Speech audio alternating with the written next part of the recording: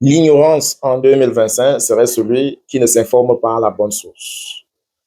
Nous parlons de l'homosexualité selon la relance d'une certaine Loïc Djenka, dit Shakiro, qui, lors de ses directs, a pris le raccourci sur le nom de Kamto. Dans ce numéro, j'ai fait la recherche pour vous et vous livre tout de suite ce que pense Maurice Kamto sur l'homosexualité. Il a dit, quelle est votre conception de la famille? Et puis il avait dit que comme je suis devenu sociologue de la famille. Non, la question, d'abord, vous m'avez, je ne sais pas si c'est, vous voulez savoir mon statut par rapport à l'homosexualité, je n'en suis pas. Donc il faut d'abord, premièrement, c'est très clair. Comme disait, je me souviens, j'étais en tournée en Europe avec un de nos camarades, et quelque part on nous a posé la question. Et il a dit, vraiment, nous on ne connaît pas encore l'autre. Donc, vraiment, je m'excuse, mais je ne connais pas encore l'autre. La deuxième chose, vous me demandez si je suis pour l'homosexualité, je vous dis non. Je suis contre l'homosexualité.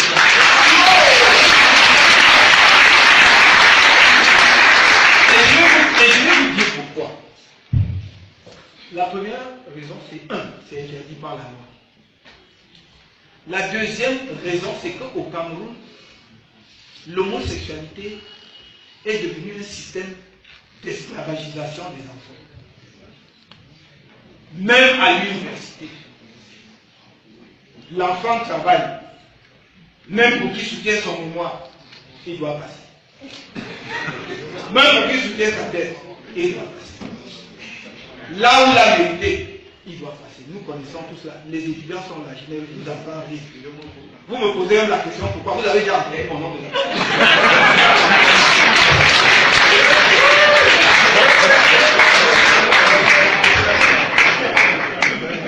Mais bien dit, c'est que aujourd'hui, progressivement, et dans le monde, on veut imposer cela comme une valeur dominante. C'est-à-dire que quelqu'un ne se contente pas donc de vivre sa vie d'homosexuel dans le coin, peut-être on ne sait même pas, mais il veut maintenant que tout le monde soit heureux. Et c'est ça que l'on ne peut pas accepter. Parce que si on accepte, les enfants viennent d'où? Et même maintenant, ils vont non seulement se marier, mais ils vont adopter les enfants de qui?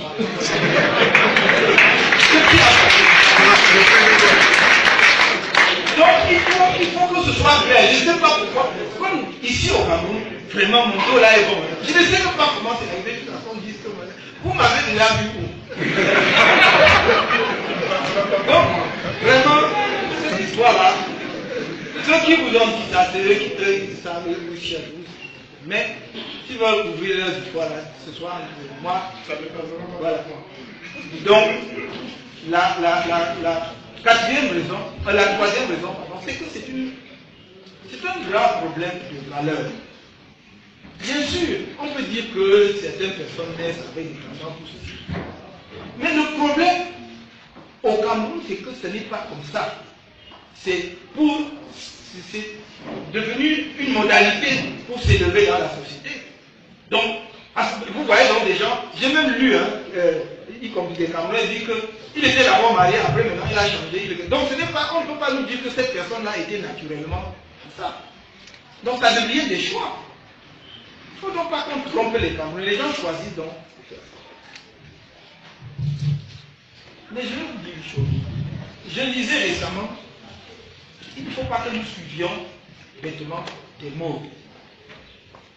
Je lisais récemment un article sur, non pas l'homosexualité, mais pire, sur la pédophilie. C'est la pédophilie, ce sont ceux qui entretiennent des relations avec des enfants.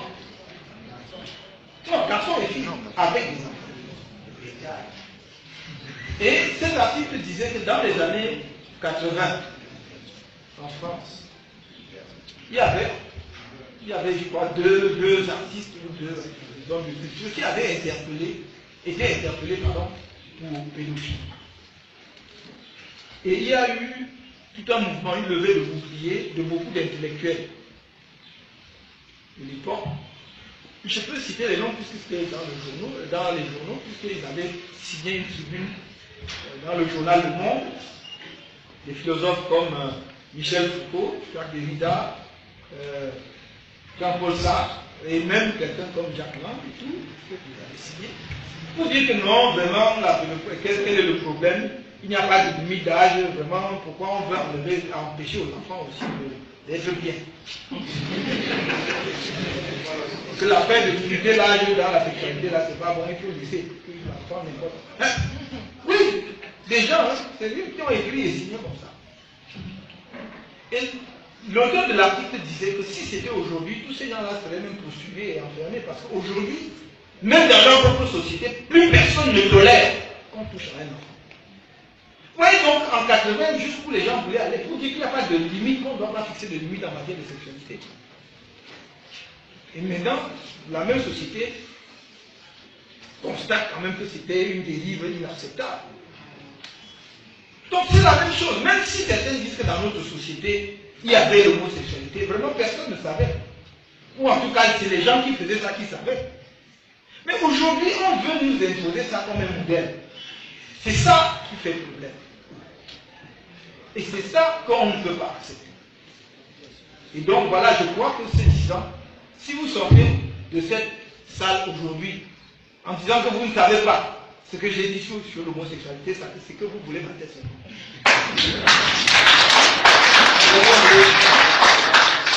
Est-ce que je n'ai pas été clair? Si je n'ai pas été clair, vous dites.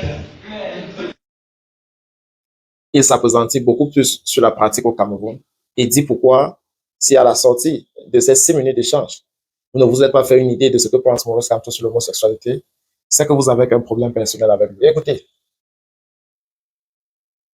la récente sortie de Loïc Dionka-Midrel, plus connu sous le nom de Shakiro, relance un débat aussi sensible que stratégique dans le contexte de la présidentielle camerounaise de 2025.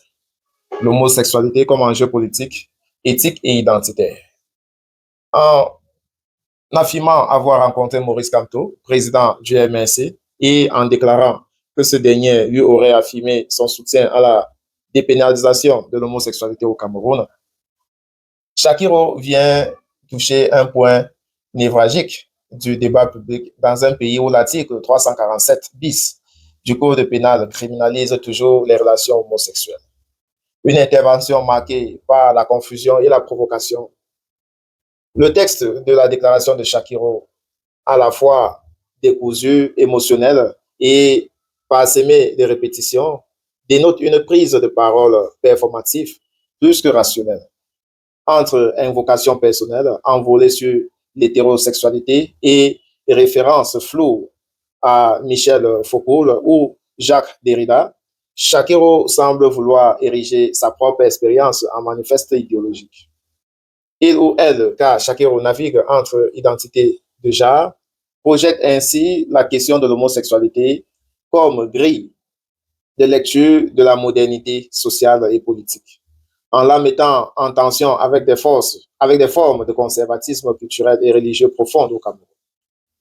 2. La mise en cause de Maurice Kamto, un coup politique. L'allégation selon laquelle Maurice Kamto se serait engagé à dépénaliser l'homosexualité s'il était élu président est doublement stratégique. Elle peut soit crédibiliser le candidat auprès d'un électorat progressiste et urbain, soit le discréditer dans un environnement social largement homophobe. Shakiro, par son statut d'icône, puis est médiatisé au Cameroun, devient ainsi un outil d'influence ou de manipulation, volontaire ou non, dans une bataille d'image, car jusqu'ici, Kamto n'a jamais publiquement inscrit la dépénalisation de l'homosexualité dans son programme. L'absence de preuves concrètes de cet échange laisse planer un doute instrumental. 3. L'ambiguïté politique de Maurice Kamto sur les libertés individuelles. Maurice Kamto, juriste international reconnu, s'est illustré par une défense rigoureuse de l'état de droit et des droits humains. Toutefois, il marche sur une ligne de crête dès qu'il s'agit des questions dites sociétales. homosexualité, genre, etc. Dans une société où les valeurs traditionnelles restent dominantes, prendre une position ouverte en faveur de la communauté LGBTQ+, peut être perçu comme suicidaire politiquement. Kant semble donc jouer la prudence. Ne pas être les conservateurs tout en s'ouvrant aux progressistes, un calcul qui pourrait être mis en mal par la sortie de chacun. 4. Un révélateur de la fracture sociale et idéologique. L'extrait évoqué dénote aussi la détresse existentielle d'une partie de la population camerounaise marginalisée, mais aussi une sorte de revanche politique des minorités sexuelles. Shakiro ne parle pas seulement pour lui, mais veut imposer sa voix dans l'espace public. On veut nous déceler. Ils veulent que tout le monde soit honnête. Derrière ces phrases désorganisées, on décèle une lutte pour la reconnaissance, un désir de visibilité et de légitimité dans un État qui criminalise toujours son existence. Conséquences politiques possibles. En période électorale, la politisation de l'homosexualité peut être une arme à double tranchante. Si les adversaires du MNC s'emparent de ces propos pour discréditer Maurice Kamto, celui-ci devra clarifier sa position sans heurter ni les progressistes ni les traditionalistes. Il s'agit d'un test de grandeur nature, de sa capacité à manier l'équilibre politique entre l'audace réformiste et la prudence stratégique. En conclusion, la déclaration de Shakiro vient perturber le récit traditionnel des campagnes électorales camerounaises, en y injectant une problématique souvent mise sous silence, celle des droits des minorités sexuelles. En exposant une supposée promesse de Maurice Kamto sur la dépénalisation de l'homosexualité, Shakiro force le débat sur la place des libertés individuelles dans le projet politique de l'opposition camerounaise. Au-delà du contenu de l'intervention, souvent confus, c'est sa portée symbolique qui interpelle. La société camerounaise est-elle prête à ouvrir le débat sur la diversité sexuelle et l'inclusion, ou bien reste-t-elle figée dans ses tabous? La réponse à cette question pèsera lourd dans les urnes et dans l'avenir des libertés au Cameroun. Pour ajouter, Maurice Kamto a dit donner les raisons et s'est appesanti sur l'ascension sociale.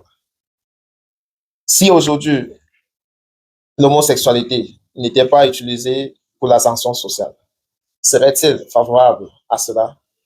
C'est une hypothèse assez facile, mais il faut se demander pourquoi est-ce qu'on s'est servi de l'homosexualité comme ascenseur social dans une société dite d'état de droit. Il faut d'abord rééquilibrer l'état au droit et puis revoir les mécanismes d'ascension sociale. Et je pense que cette question ne se posera plus. C'est toujours un plaisir de vous lire. D'ici un an numéro, prenez soin de vous, quoi qu'il arrive. Gardez le sourire, God bless, et bien le bonjour.